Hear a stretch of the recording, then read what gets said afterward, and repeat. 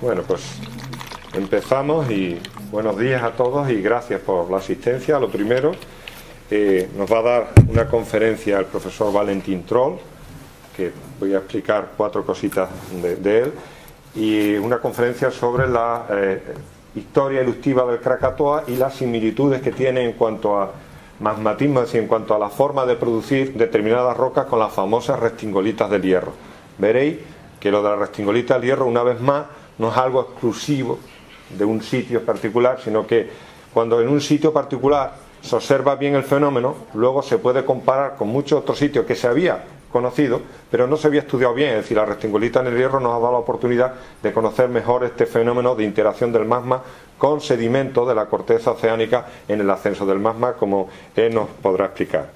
El profesor Valentin R hizo la tesis doctoral aquí, en Gran Canaria, en la caldera de Tejeda, dirigida por un profesor, el profesor Hans Ulrich Minke, que es el profesor que más ha trabajado desde los años de la década de los 60 en Canarias. Es uno de los profesores que más ha participado y más ha publicado sobre la geología de las Canarias. Y él hizo la tesis doctoral con Minke en el año 98. En ese momento hizo la tesis doctoral en Geomar, en Kiel, en Alemania. Él es de origen alemán. Después marchó con un contrato de profesor al Trinity College en Dublín, donde estuvo 5 años.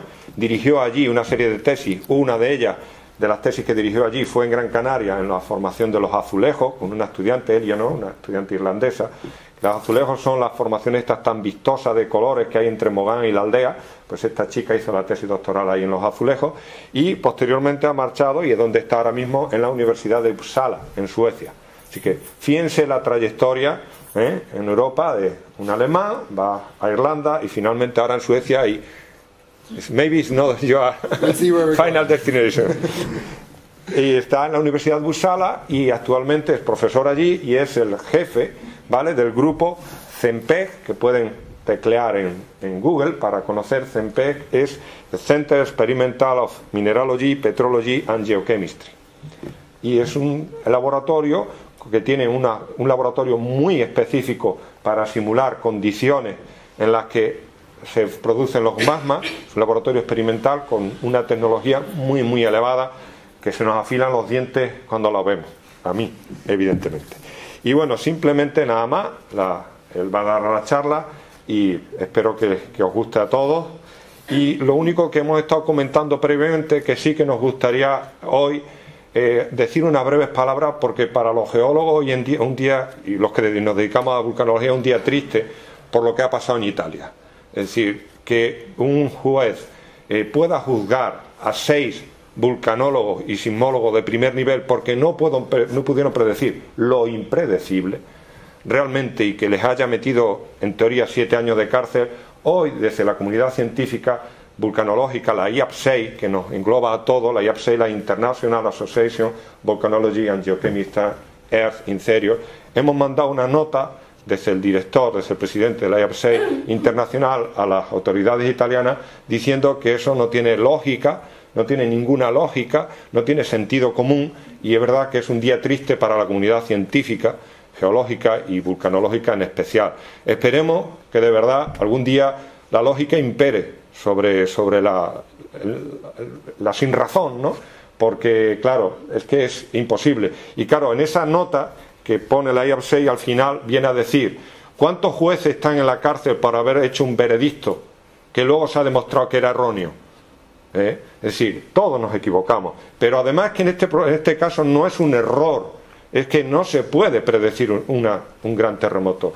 Ya nos gustaría, pero todavía seguimos sin poder predecir un terremoto. Sí, las señales son muy difíciles de interpretar y a veces solo se puede anticipar el terremoto con horas de antelación, tiempo insuficiente para hacer nada. Y juzgar y condenar por algo que es imposible, simplemente porque hay otra facción que dicen que sí, es un día lamentable y lo queremos remarcar. Y nada más, ya os dejo con el profesor y ya no me enrollo más. Thank you very much for the introduction. My Spanish is, I'm afraid, not so good, so I will try to talk in English. And if I'm unclear, please do ask questions, and I'll try to explain it in every way I can. Okay, I'd like to talk about Krakatau today, and the talk is split in two sections. The first section is about the history of previous eruptions at Krakatau, and the second part is more about the present-day activity, and there I will also try to make some links to the Canary Islands, and as we just heard, the El Hierro eruption just last year, beginning last year, had some similar features. I don't think it's going to be as explosive as Krakatau, but some of the processes are similar, and that's what I'd like to talk about today. So, I'll start the talk with this question: what is behind the myth of Krakatau? And to point out, there's very few volcanoes that are really, really famous. I tried with my mother. I went to see her and said, "Mother, do you know about Toba volcano?" And she said, "No." And Toba, just to let you know, is the biggest eruption we know of. I then went to her and said, "Have you heard of other volcanoes like, for example, Yellowstone?" And she says, "Yes, there was something, but I can't really remember." And then you say, "Have you heard of Krakatau?" She says, "Oh yeah, of course." So the thing is that Krakatau is on many people's minds, and people know of Krakatau. And I'd like to ask the question, why is Krakatau so well known? And I'd like to start with this slide here. Krakatau is good for almost everything. You can make steel and name it Krakatau, and it's successful. You can make cricket equipment. It's even on the banknotes of Indonesia. Your restaurant could be called Krakatau. Spicy pepper goes well when it's called Krakatau. And chocolate cigarettes, Krakatau. And there's even a rock band, was a rock band called Krakatau. Or if you have skin problems and you want to exfoliate, Krakatau pommes is very good for you. So Krakatau is good for almost everything, and maybe Teide has a similar status here in the Canary Islands. But apart from that, I know of very few volcanoes that are so well ingrained in our thinking. And it goes beyond that. There's movies, there's movies about Krakatau. And I asked myself the question, what was the purpose, what was the reason for the Hollywood movie maker to choose Krakatau? And of course, it's a spectacular scenery. The movie is actually not so good, I feel. So it's not the movie that made Krakatau famous. It's Krakatau that made Krakatau famous. And there's still movies being made about it today. There was a documentary just a few years ago, which I have some pictures up here, and National Geographic has reported on it very recently as well. And I found this only a few months ago in a shop in the UK, in London. And here is Krakatau foam. And that is, you pour water and this foam, and it makes a bubbly drink. So it says here, it's the blast from the past. So Krakatau is something even children know in our society. So now I'd like to talk a little bit more about what actually happened. And the 1883 eruption, that was the big eruption, is one of the most famous, if not the most famous of all times. It is not the biggest, and it's also not the most deadly one. It was not the eruption that killed the most people. So, moreover, it happened in a spot somewhere in Asia, far away, deep in the colonies. So what is behind the Krakatau legend? Why is it so well known? And I'm going to go through the myth of Krakatau for a little while. I'm going to talk about the 1883 events. I will talk about Krakatau today. And then we will talk about what feeds Krakatau volcano. And then I hope to bring you an integrated model at the end. So the largest eruption the world knows is Toba. Toba erupted 74,000 years ago, and it is the most explosive eruption we know. It's the upper end of our explosivity scale. That's the volcano explosivity index. And Toba defines the highest rank, number 8. So this is the largest eruption we know. Just to give you a feel, it erupted 2,800 cubic kilometers of material. Mount St. Helens in 1980 erupted 0.7 cubic kilometers. It's a huge difference. So the next biggest eruption we know of was Tambora in 1815. And most people don't know about Tambora, although it was a very big eruption. The follower is Taupo in New Zealand, and we're now at an index of 6.5. And only on place number 6 comes Krakatau. So it's the Olympic year, and basically Krakatau would not get a medal. So it's not one of the biggest killers either. What is so special about it?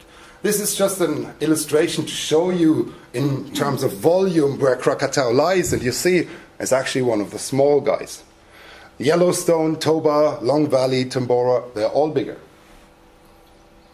But I said something almost in a provocation, and that is that Krakatau was in a remote spot in the colonies. And I'd like to clean up some of these things, because actually it was not in a remote spot at all. Maybe some of you have heard about the Dutch East Indies companies, the VOC, and they have controlled this part of the world for many hundred years back then. And here's the city of nowadays Jakarta. Back then it was called Batavia, and this was the capital of the Dutch colonies in the East Indies. And any ship that wanted to go there had to pass the Sunda Strait. Any ship that wanted to go to China had to pass the Sunda Strait. Japan, Timor, Philippines, everything had to go through here. This was a traffic hotspot at the time. This was the Eyjafjallajökull of 1883. This was a complete traffic disaster to have an eruption in this narrow sea strip. So everybody who had a ship, everybody who was involved with sailing, needed to be aware of this. And I think this is one reason why so many people knew about it right from the start. And as I said, if your highway, if you will, is suddenly endangered and you have no other way, this is serious. All the governments in Europe were concerned about this. And not enough. Everything in Batavia, it says here, is spacious, airy, and elegant. This was from a traveler in 1881, 2 years before the eruption. And here's just some impression. It was a very nice place. It was like what you read in glossy magazines. People were interested in what's going on there. The stars of the time, the high society, was there. And here's some plans of the city, some older ones, some newer ones, and you can see from the structure, the city was not originally grown. It was built by the Dutch. It was designed. And that's why it's so big and so glorious. And you even see the pier for the ships going out into the sea, and then you have all the navies and the fleets, the merchant fleets coming to trade their goods. There's some other aspects, and this is almost social science now. The Dutch East Indies were also the land of dreams for a lot of people. It was fascinating going there. They offered all the things you could wish for. Fast money, exotic environments, opium at the time, and all these kind of things. And a lot of second and third sons from Europe had no jobs. This is true for the Dutch kind of low countries, but also for many other countries. It's true for Britain and France and Portugal and Spain. A lot of the younger sons had to leave. They joined the Navy. That means, however, that almost every family in Europe had somebody down there. There was a personal interest. So when you have relatives somewhere in the East Indies and they might die, you take an interest. So people were immediately catching on to something is going on down there. And I think this also helped people memorize the events of Krakatau better. The last point I'd like to add to this is that the 1883 eruption was the first big disaster that struck the planet after the completion of a global telegraph network. And this meant that news was traveling super fast for the first time all around the planet. This was not the case before. There was no such thing. And the initial news that traveled around the world in enormous speed was the island of Krakatau in the Straits of Sunda, the center of the later volcanic eruption, is said to have disappeared. So this is what suddenly was on the telegraph in all European countries. Everybody knew. And here's just a picture of the Illustrated London News. This is not real. This is just an artist imagining Krakatau before the eruption. It's a very steep volcano. And this is how it looked afterwards. This is real. Now, I guess this was only half that high, but you can see a big chunk is missing. So, something bad must have happened. And here you see the same news. The island volcano of Krakatau, Strait of Sunda, is, whatever it says there, is gone in the late eruption. And here's just more examples. And I like this one in particular. This is a Dutch newspaper, this one here, and it's called Krakatau. It was made just for the eruption, and in fact it says here, the first and the last number. Well, there's a bit of irony in there, but I guess what they wanted to say is Krakatau is gone, and therefore it's the last number as well as the first. So, some quick facts. Krakatau has, of course, a long history. It's not only the 1883 eruption, but there's also a supposed eruption going back to 530 AD. And we'll talk very briefly about that. And then some people speculate there's an even older eruption, some 60,000 years ago. But that's not confirmed. We really know nothing about that. But people still work with it, strangely enough. The 1883 caused 36,000 casualties, and that means fatalities, dead people. The volume of the eruption was only up to 20 cubic kilometers. It's not in comparison to something like Toba. And in 1927, 1928, a new volcano grew inside Krakatau, and it's called Anak Krakatau, the child of Krakatau.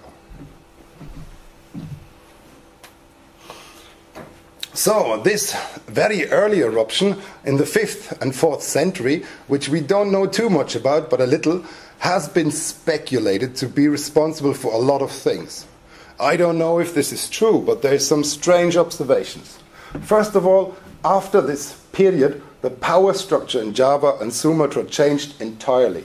Something was not the same. The Dark Ages in Europe start, and some people even claim that the collapse of the Roman Empire could be connected to that. I don't know, but that's what people claim. There is some observations even in Sweden that in that time the land ownership changed and it became less central. So central powers seem to lose their strongholds. In fact, the garnet treasures in Europe have always been foreign before 540, so the archaeologists tell me, but after this time all the garnets are locally sourced, meaning trade routes collapsed as well. So something must have changed. And here's a quote from John of Ephesus from the 6th century. I'm sorry it's a bit low down, but what he says here is, the sun became dark and its darkness lasted for 18 months. And then he goes on how horrible it was, and then he concludes, the fruits did not ripen and the wine tasted like sour grapes. So this is pretty much what we would consider a volcanic winter. If we believe him, then yes, there could have been an eruption, at least in that part of the world. Whether it's Krakatau, I don't know, but it could well have been. And it goes on. There's a book in Java, it's called the Book of Kings. It was only written down a few hundred years ago, so it's not as old as 500, but it is based on hearsay. So if you read that, it's very striking. So this report happened before 1883, and here it says, but not only did this heavy rain not extinguish the eruption of the fire of the Mount Kapi, which is Krakatau, but it augmented the fire. So what he says is water dribbled into the volcano and it exploded. We know this as phreatomagmatism today. So this is a real phenomenon. It's not made up. At last the mountain Kapi, with a tremendous roar, burst into pieces and sank into the deepest of the earth. The water of the sea rose and inundated the land and the country to the east of the mountain. That's a tsunami. Here is describing a tsunami. By the sea, the inhabitants were drowned and swept away with all their property. So the striking thing is that this description is so authentic of the 1883 events, but it is older, that it is likely to be real. So this description is so convincing that we believe Krakatau had several episodes of this type of eruptive phenomenon. So let's do a little time jump now. We're moving closer to the 1883 events, and here are some records from the 17th century now. So we had sailing reports, and back in the 17th century the island was forested, And there were some hot springs, so there was some volcanic phenomena. There was sulfur, which was mined. And over the centuries, it had been used as a naval base to build ships, for fishing fleets, etc., etc. It's even been a prison for some time. Captain Cook, the explorer, stopped there as well. And there's a quote from his botanist that says, "At night we anchored under the high island called Krakatoa. This morn, when we rose, we saw that there were many houses and much cultivation upon Krakatoa." Of course, if you go there today, there's nothing. So this was a flourishing place. 6 years later, when Captain Cook came again, he still saw the cultivations, but some 10 years later, a Dutch tax officer, I guess he was, came and looked at things, and he found no crops. No peppers were grown anymore. Something was changing gradually. And this is noteworthy. Of course, the people at the time didn't think of this as being relevant. But if you look at the timeline, then this is serious. Because good volcanoes wake up a few tens to hundreds of years before they actually do big things. And this is what we see here. So now let's start with the 1883 events. It really started in May of that year. And the lighthouse keepers along the Sunda Strait, they were the first to recognize that there was tremors. Something was not right. 5 days after this initial vibration, something else happened. And the Dutch officer in southern Sumatra, he was called Mr. Bionic, he was so disturbed by these tremors that during the night of May 15th, 5 days later, he sent a telegram to Batavia, the capital, and he reported powerful tremors felt continuously along the Sumatran coast. His wife had a very different take on the situation. She reports, "We were much bothered by the vibrations, but they were best seen in the water barrels in the bathroom." And she then goes on, "Their surface rippled prettily." So she obviously was a little amused by some of the features that were observed, but her husband was not. He realized how serious things might become. 8 fishermen came to speak to Mr. Bionic 2 days later, and they had been out there at Krakatau, and their reports were alarming. Bionic immediately started an expedition to there, and he reports that their boat was kind of facing floating pumice, and they came in waves. So he reports masses of pumice and charred floating trees enveloped clouds of choking gas and falling ash. So approaching Krakatau at that point seemed very dangerous. But he was a brave man, I guess. He made it there. And he reports the northern beach of Krakatau was belching fire and smoke, and the smallest of the 3 cones was erupting. So what he describes is really a system that builds up to become a really, really serious explosive event. He went back during the night, and he made it back to his hometown just before midnight, and he sent a telegram to Batavia. He got an answer immediately, or almost instantaneously, a few minutes later. So people were quite aware of what's going on, and the people were awake. And he got this answer. The residents of Bantam, on the western side of Java, across the strait, his opposite, if you will, had reported the same thing. And the people in Batavia were aware there was a big eruption coming. However, 2 days later, Krakatau calmed down. Nothing happened for many months, until only in mid-July the activity came back. And there the first report goes back to a corvette that was named Elizabeth, and she was going through the Sunda Straits, and they report, "We saw from the island a white cumulus cloud rising fast. It rose almost vertically until after about half an hour it had reached a height of 11,000 meters. And the ship's doctor, he reports that it looked like a cauliflower, a steam locomotive, and the captain reports that the ship was very clean. But once the ash came, the ship looked like a floating cement factory. He was very unhappy that his ship was dirty again." So, the whole thing took a bizarre twist at that point, because the Netherlands Indie Steamship Company started to offer excursions to Krakatau. For 25 guilders, you can go there and look at Krakatau. And here's some reports. This is from the passengers of these excursions. Some say steaming through the night towards a purple fiery glow that could be seen in the middle of the Sunda Strait. Someone else reports the view of the island was fantastic. It was bare and dry instead of the rich tropical forest that you see elsewhere. And another person reports, horrible was the view of that somber and empty landscape, which portrayed itself as a picture of total destruction. So you see different people observe different things, but what we can take out of it is that there was nothing left on the island. This was going very, very serious at that point, and the flames and fires are clearly reported. So at that point, Mr. Verbeek, a Dutch geologist, he was on holiday in Java, he was paying a visit.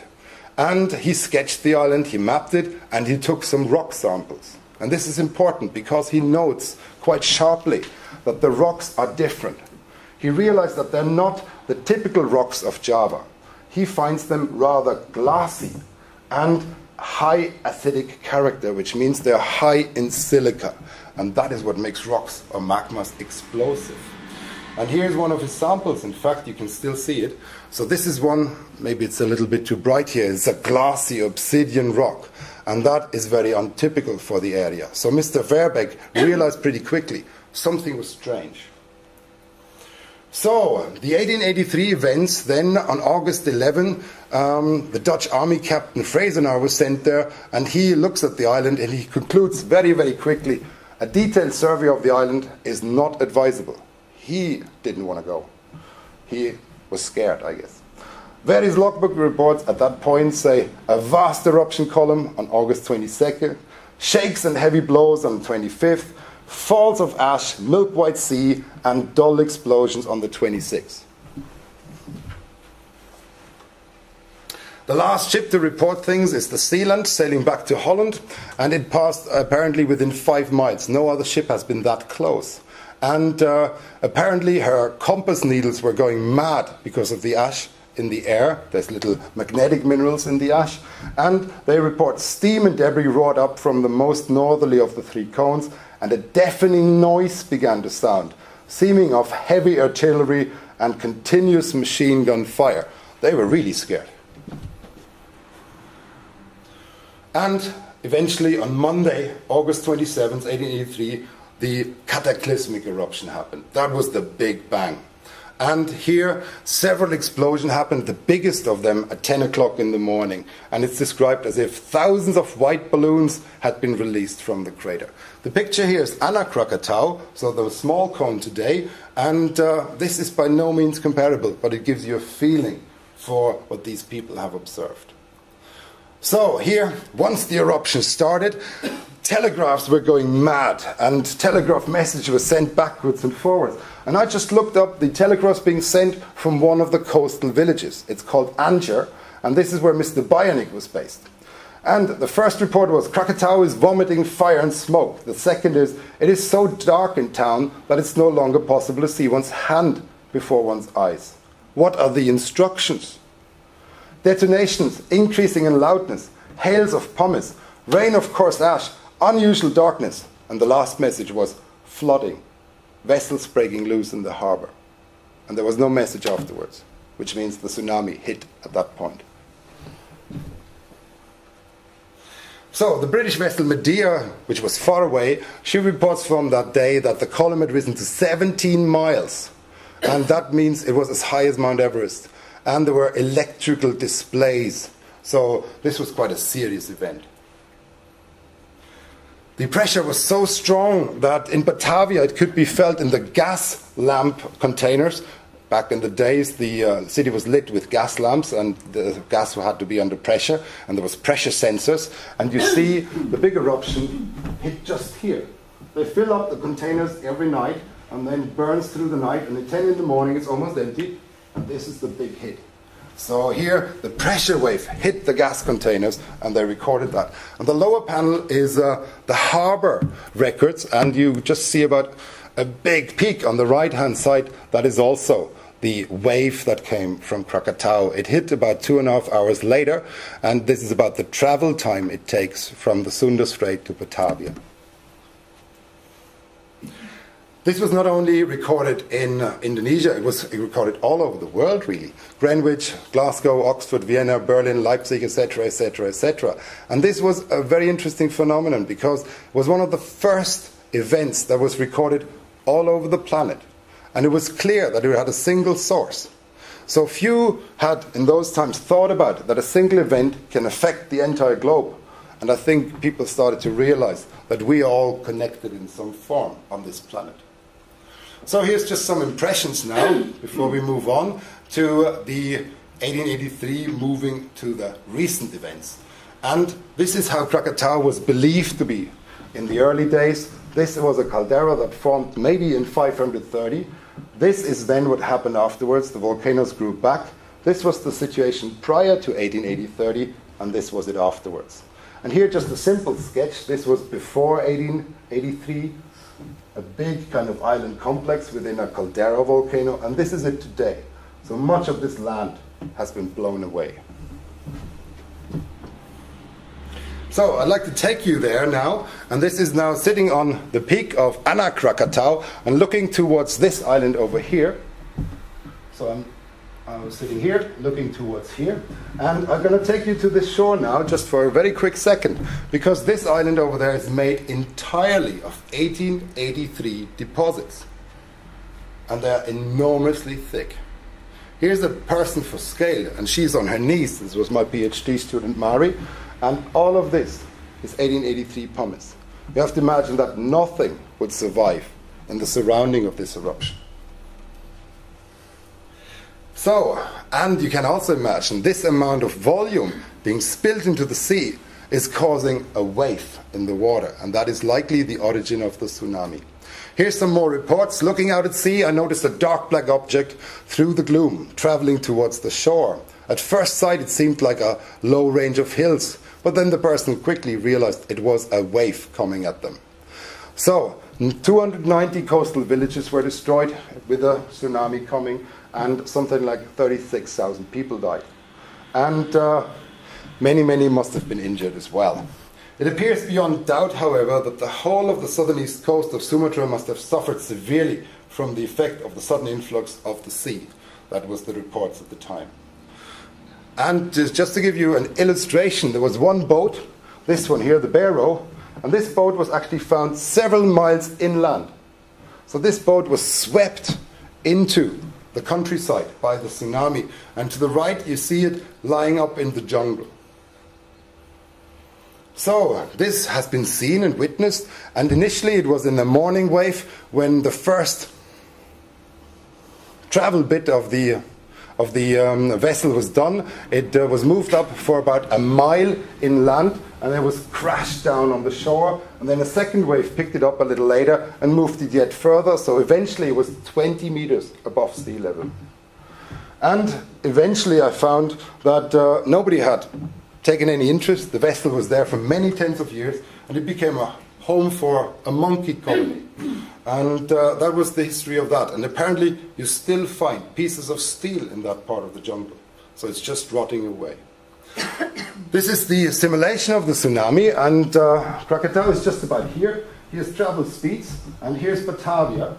So you can see how long it took the wave to actually get to certain places. And of course, much of the wave spilled into the ocean here. But look at this here, and this is the dangerous bit.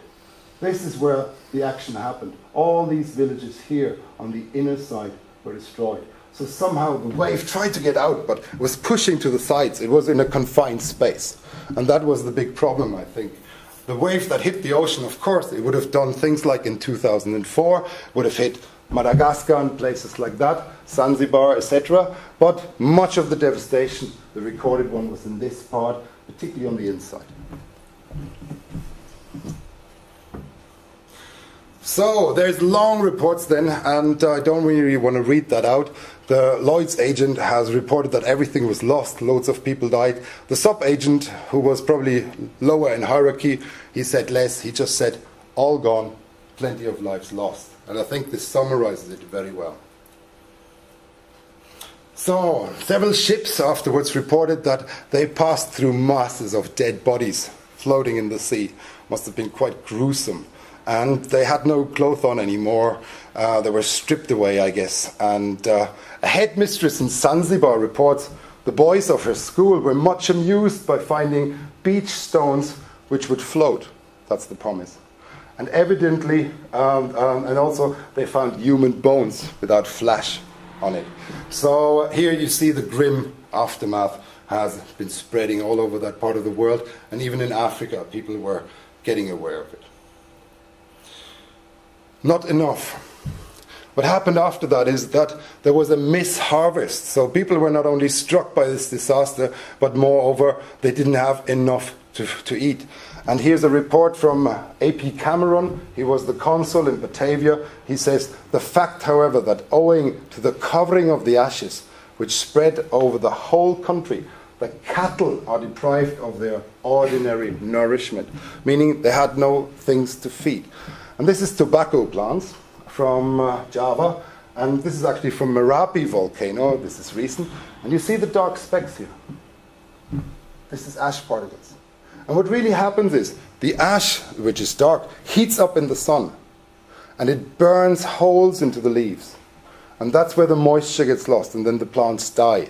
A thin ash cover is manageable for the plants, but thicker ash particles are very dangerous because they destroy the plants. And eruptions still do that close to the volcano. We see this at every of these proximal facies eruptions, but Krakatau must have spilled this over a large area, causing a lot of this phenomenon to happen. Moreover, memorable sunsets are reported from all over Europe. There's paintings from London and paintings from Paris, and this is because of all the dust and ash in the air. I don't want to give you all the details, but this person here, Mr. Ashcroft, he was so keen on it. He painted 530 paintings of this kind of thing. Very impressive. So I'd like to talk a little bit about Anna Krakatau, and this is Anna Krakatau as it is today. And it's a nice little cinder cone, very much like many cinder cones we see in the Canary Islands. So here's the map, and Krakatau sits right in the Sunda Strait. And there's several boreholes in the area that tell us what's underneath Krakatau. Oops. And I showed you this before. This is Krakatau today. And this is an aerial picture of Krakatau, Anna Krakatau. And in fact, Mr. Verbeek, he was very perceptive. This is the Dutch survey geologist. He had written a book about Krakatau in 1885.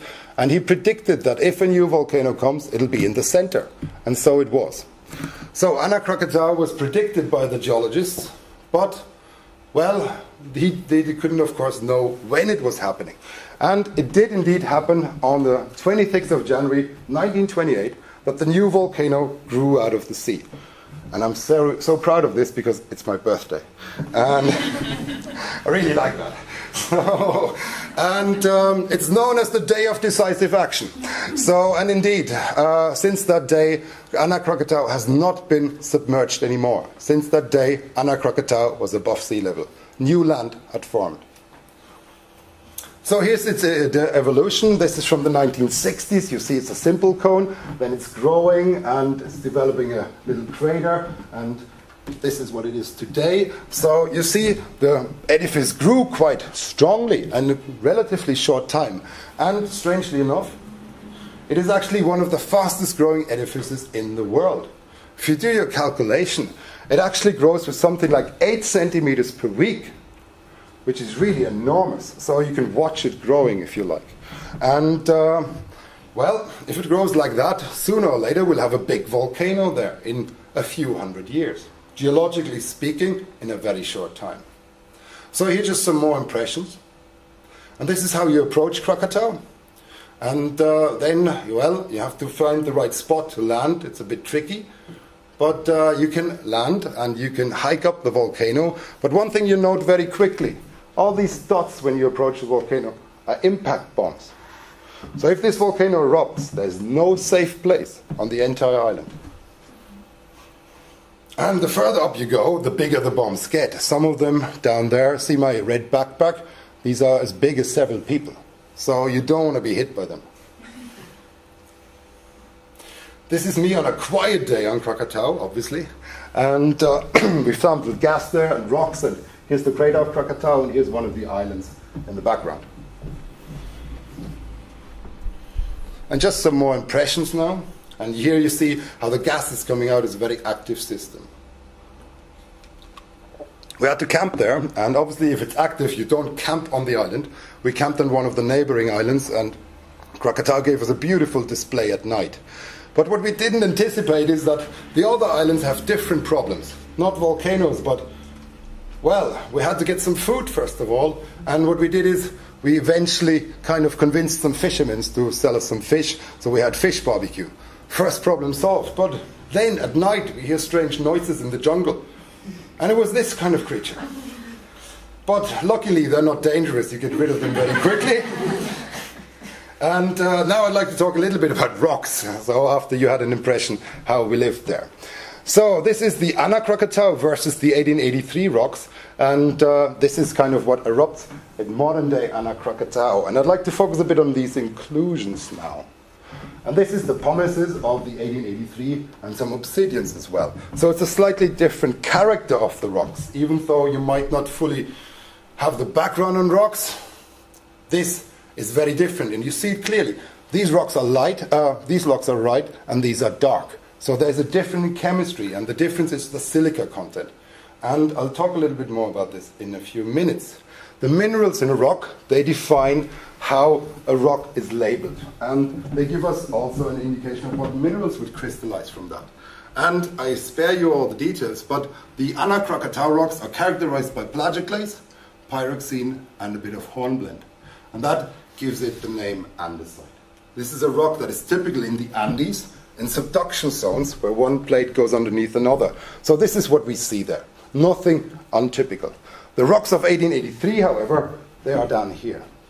They have quartz, K-feldspar, biotite, and other minerals typical of a high silica content. And that makes them very stiff. These magmas don't move like basalt. They don't flow. And that means you can only get them out by explosion.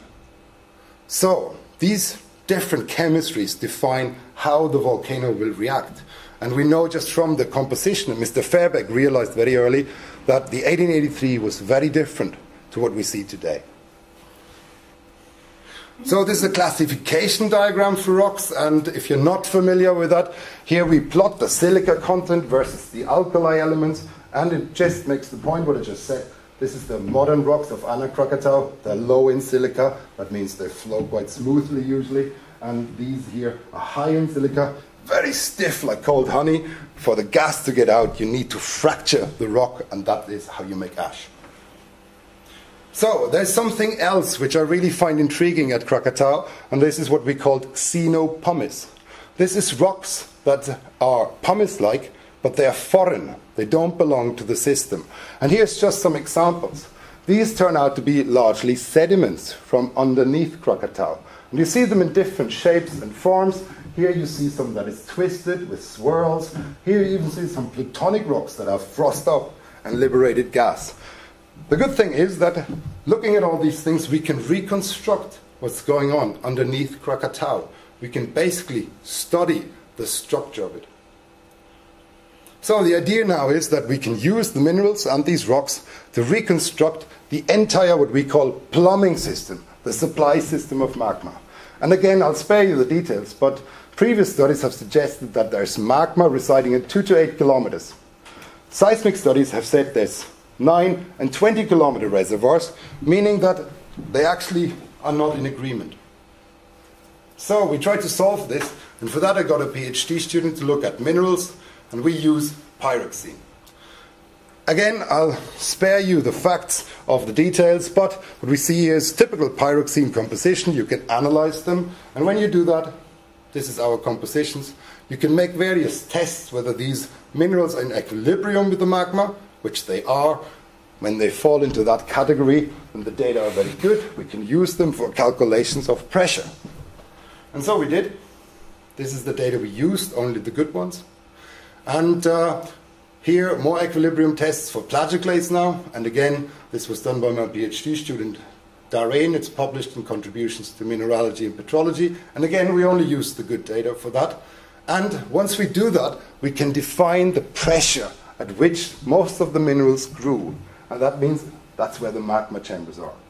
So here is a temperature and pressure plot for the various compositions. And just very simply, this is where the magma must have resided. This is the depth. But if we look at different compositions, then we find that not all of the magmas plot in the same range. there's differences depending on which magma or lava we look at. And indeed, this is the summary. We have kind of this range here, we have this range here, and the oldest rocks from the 1960s plot down here. So there seems to be a trend for magma to be stored at increasingly shallower levels. So magma seems to rise up beneath the volcano. And we did a similar thing for the feldspar composition. Again, I don't want to go into details, just to point out, the feldspars in general have seemed to crystallize at shallower levels.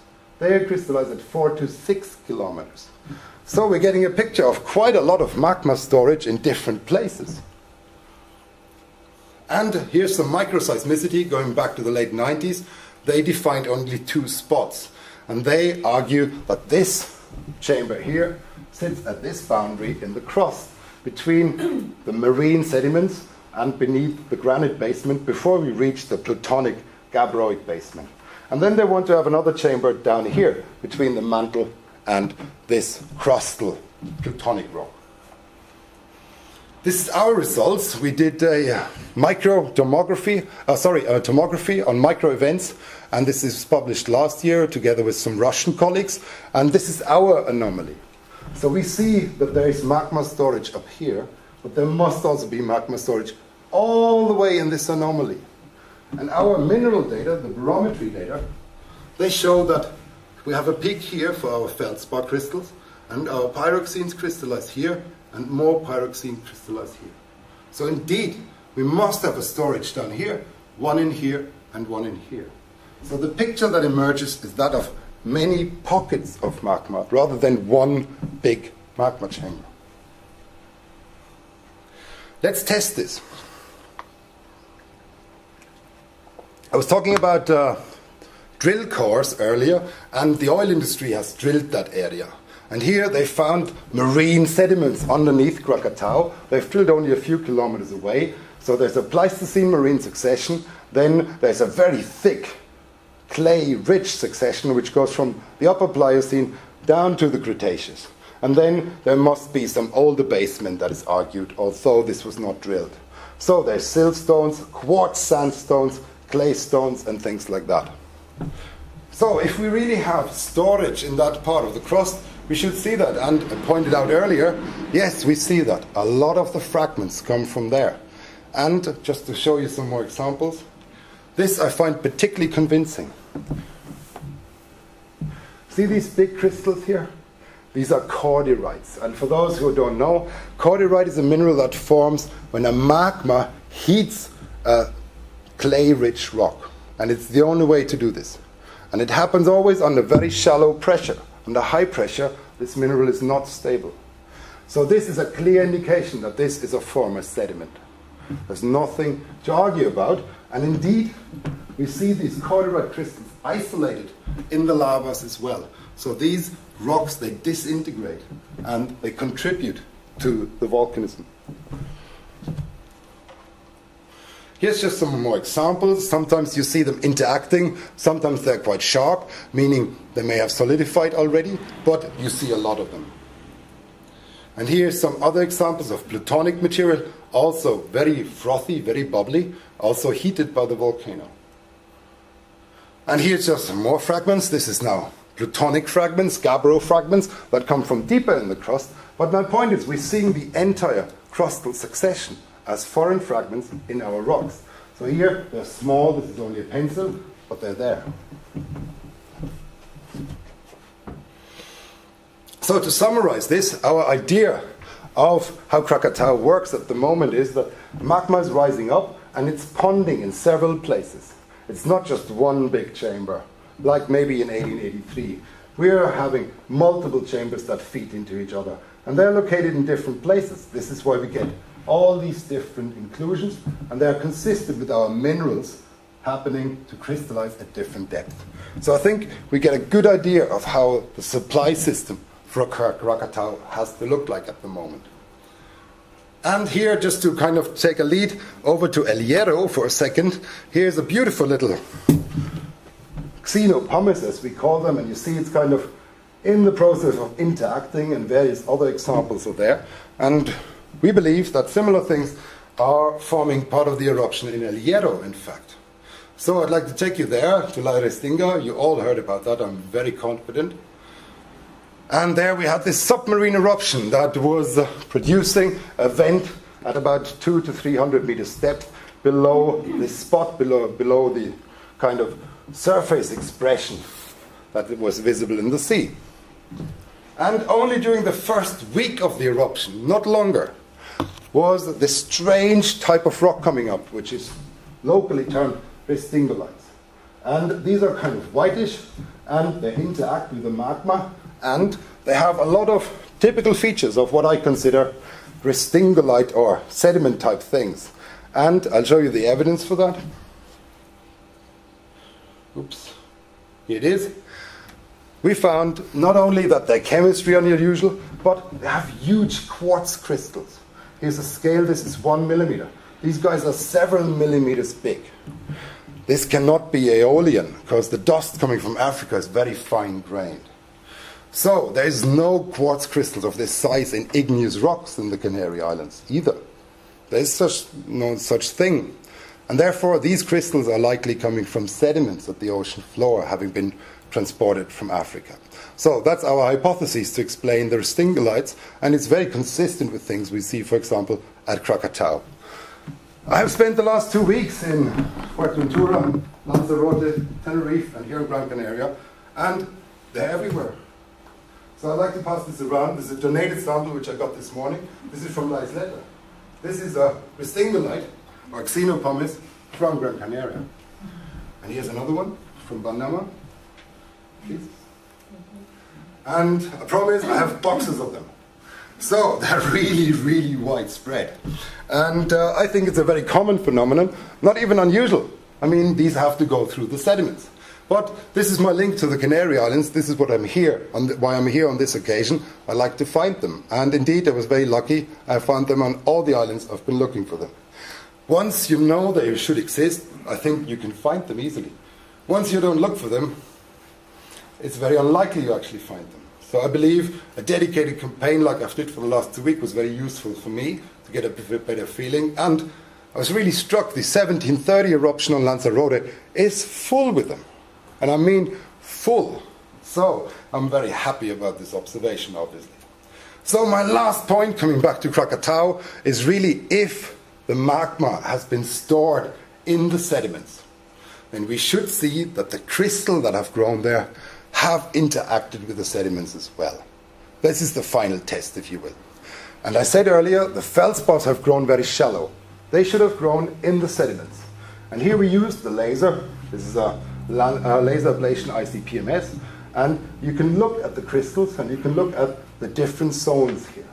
What we did is we used strontium isotopes. For those of you not familiar with strontium, it's a bit like rock DNA. It shouldn't change only if you mix something, then it will add compositions, and therefore it will change its character. So the thing is that if you just let magma solidify, this ratio will not do anything. It will stay constant. If you mix other components in, then this ratio will change. So the simple test is, if our crystals are homogeneous, no sediment influence. If the crystals are complicated, then we are likely to have a sedimentary influence. So this is our summary, and for those, I said, who don't really are familiar with this, never mind. The point is, this should stay constant. That's the takeaway message. Here's the Krakatau lavas. We have 8 samples, very small range, very tight group of data. We have some plagioclase phenocrysts from the grandmass, and we have 4 of those, and they're still rather narrow. So this is what we see in the recent lavas. If we look at all the crystals in those lavas, you see the spread is getting bigger. It's not constant. So these are all individual crystals, outer rims, etc., inner cores of crystals, and you see the spread is increasing. Here we have 51 data points. It's quite a good data set. Here's one crystal that we believe is not from Krakatau. It's likely to be older, maybe from the 1883 eruption, and that shows a huge spread. This has clearly seen something else. And this is the record of the 1883 eruption. Again, it shows a bigger spread, and The sediments are here. And I think this is pretty convincing now. This is the foamy xenolith that we have. This is the starting magma, and this is the interaction. So the crystals have seen these sediments and taken in components of that. So I'm very confident that we store magma at that level and that we can recycle the sedimentary material. And maybe that is a reason why Krakatau is so explosive, because these sediments are wet. You bring a lot of water and potentially other volatiles into the system, and that could be an explanation for the activity at Krakatau. So this is very complicated, and I just really want to focus on the headline. If you do all your fancy calculations, then the Krakatau lavas have been assimilating something like 5 to 10% of this sediment, and the 1883 eruptive rocks have been assimilating almost 25%. This means that a quarter of the magma in 1883 was actually sediment, recycled sediment. Whereas for the present day, we're only talking a few small percentages, and I think this is the case that we see in most of the Gran Canaria or El Hierro situation as well, just a few percent. So this is my summary. This is how I look at Krakatau at the moment. There's some data here that I haven't explained for time reason, but we can match the crust with our xenolith really well, and we must have multiple pockets that are residing in different places, and this feeds our little volcano at the surface. By the way, the gas isotopes are consistent. Didn't have a chance to talk about that, but the mantle gas is very different to what we're seeing coming out of the volcano, and this is influenced by sediments as well. So, Krakatau would look a bit like that.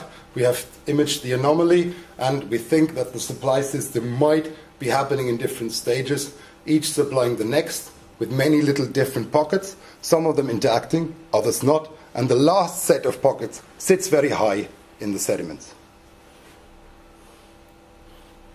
So this is kind of a sketch that we did to illustrate this, and the big difference to the 1883 eruption is that this is not much volume. And we also said we must have a lot more sediment for the big rhyolite eruptions. So we're really talking about a system that must be in here. So the big difference is that the 1883 eruption might have had a magma chamber like this. And I think what's happening is Krakatau is preparing for a new situation like this. But it's going to take many thousand years. So nothing to worry for us directly, but it's already started to make a new 1883 type event. So everything has an end, but the end of one thing is always the beginning of another. And I think Krakatau has started to make a new event. Whether this is true or not, I don't know. Whether this is true or not, well, we can argue. This is true, the 1883 event, and Krakatau is preparing for a new one. But looking at this time difference, I think we have 1,000 years at least. Thank God. So, and like with life, I use this rock band here. They started off as a school band, as a little edifice in volcanic terms. They grew bigger and more famous. They grew really, really famous, I think at least. And then they disappeared. And that was the end. But I hear there's a new band, a Russian punk band, and they're called Krakatau. So they will start a new cycle. And like with this, it's like with the volcanoes. The big cycle has happened. It was building up, having a dramatic end, and now something new must start. I have no idea whether these people will actually be as successful as these eruptions, but I wish them the best of luck. So I'd like to close here and say thank you for your attention. And if you have questions, I'd be more than happy to answer them.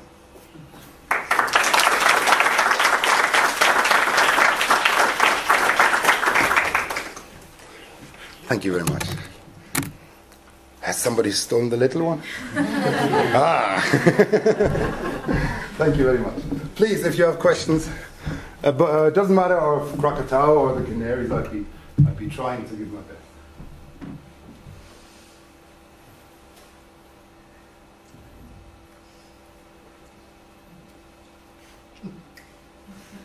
I arrived late, but I'm You were talking about the different chambers of the Krakatoa. Yeah. That seems that there are other volcanoes that are connected to that chamber system, or is only one exit point for the... I think it's a broad system that leads to one exit point in this sense, but we don't see any lateral connections to all the volcanoes. There is some volcanoes in the system, but all of them are less active. So I think we're having a system that really leads up like a cone to the center of Krakatau, and it's made of 7 levels.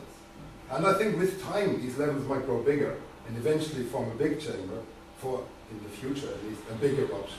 But as I tried to indicate, I think we have time.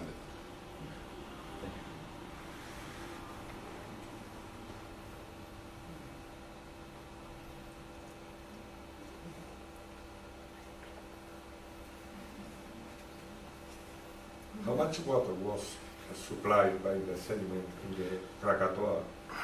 It's hard to tell exactly, but I've started to try to get a handle on this, and I made some theoretical calculation. And it's a question of how much water do you have in the sediment to start with, and how much you assimilate. If you assimilate 5%, like in Krakatau, the contribution is small. Let's assume your magma has 1% water to start with, which is very reasonable. And this sediment has 5%. So if you assimilate only 3–4%, it's not going to change too much. But once you assimilate 20% or 30%, like in the 1883, then you will triple the water content. Your 1% will suddenly go up to 3%, 4%. And that is serious, I think. So I think these sediments, they contribute a lot of water and maybe also CO2, because we might have some limestones in there. And then on top of that, the silica-rich composition will make the magma more stiff. So it's not only that you add water, you're actually making it difficult for the gas to come out. And that, these two things together will therefore likely increase the explosive nature of the eruption. At least that's the hypothesis I'm working on at the moment. And just to underline this, on the fieldwork in Lanzarote just last week, it was notable, really strikingly notable, that the xenopumices were mainly in the eruptive lapilli, in the econ, and not in the lavas. You find some in the lavas. They were mainly in the eruptive material, the explosive material. So I think there's a link, but I have to work more to quantify this perfectly. But really, it's like a new kind of phreatic eruption. Well, not phreatic, but it's really hydromagmatic. Actually, now that you say that, I agree with you. I think it's very new. The whole concept is very new. And I shared it with a colleague in France. And in France, you might know, they have these new volcanoes in the Auvergne. Are new, they're 10,000 years old. And there are some places where they think it was phreatomagmatism, i.e. water and magma interacting. But you see a lot of these xenoliths. And the guy in France now starts to think, maybe we had no external water. Maybe we just had wet basement. And maybe that's enough.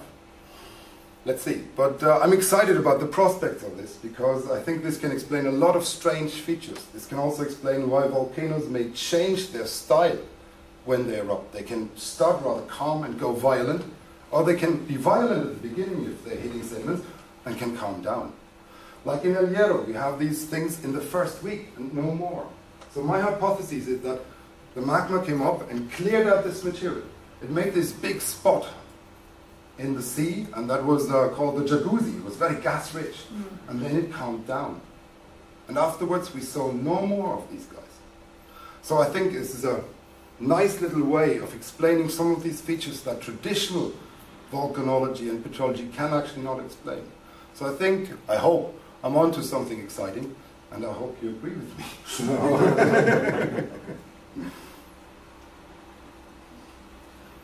No, I just thought I'd share with the people what I told you earlier, that in New England, in 1883, it's in the records, and many of the people, the old people, know that that was the summer of no harvest. That was because the crops couldn't grow. In New England, normally we have a 3-month growing season. and that's it. After that, you've got snow and ice for the rest of the time. So if you don't grow anything at that time, you starve in the winter.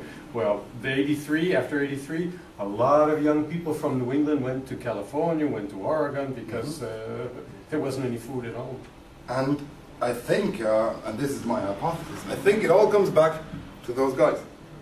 And the reason is, I talked to some meteorologists. I'm not a meteorologist, but they said if your eruption is particularly water rich, what happens is that you get ice crystals very high up in the stratosphere. And that allows you to actually reflect a lot of sunlight again. And they will stay for only a few months, but they can be very serious. If they come at the wrong time of the year, they can ruin your harvest. And ice doesn't last very long. Ash is more serious. Ash can stay there for many years. But even the water, simple water in a volcanic eruption, can be leading to these effects. And ice crystals are apparently the most severe short-term effect for volcanic winters.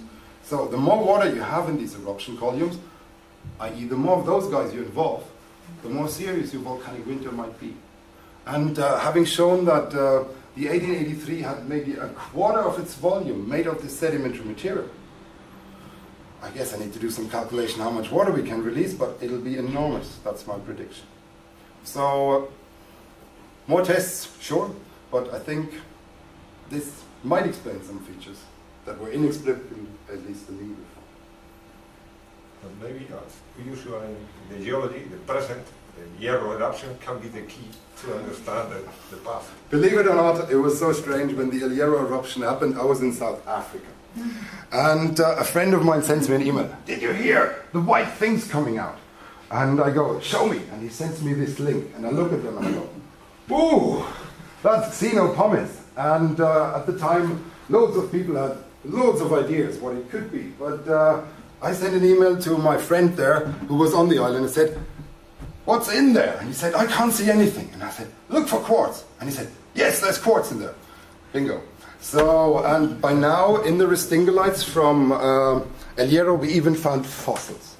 We found Cretaceous fossils. They go to Pliocene. And I think I'm very confident that the bulk of this white material is originally Cretaceous to Pliocene sediment. And we made some calculations. They should be lying at about 6 to 7 kilometers depth underneath El Hierro.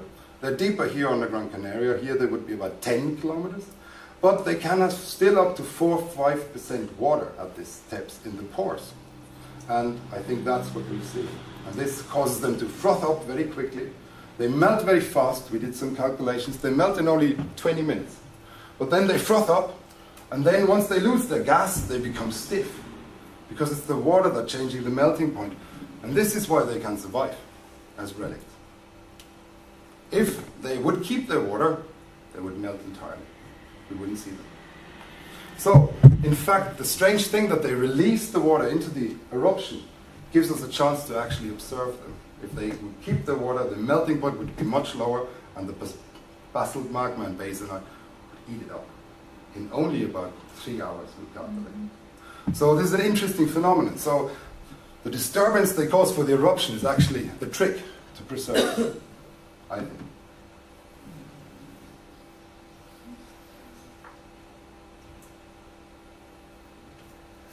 So Canary Islands and Krakatoa have a similar origins or are different? Oh, they're different. They're different. They're different in the way the magma is made to start with, and they're also different in the sense that, of course, these eruptions in Indonesia, for example, they would be initially already more explosive than here. But what I'm saying is that all volcanoes, irrespective of whether they're in Indonesia or in Central America, or here in the Canary Islands, are likely to go through the crust. They must. And if the crust is made of sediments, they will interact. So my point is that this phenomenon I'm talking about is universal, irrespective of how we make the volcanoes. And in fact, I first saw it here on the Canary Islands during my PhD, and then I went to Krakatau and I saw it again. And that made me really excited. And then the El Hierro eruption came, and then I got even more excited. So, and now I decided, oh, I have to make more of this. So having seen this now in many places, makes me think that the process of interaction between magma and sediment and the release of volatiles can happen everywhere. irrespective of how the volcanoes are initially made. Does that answer the question? Perfect. Okay.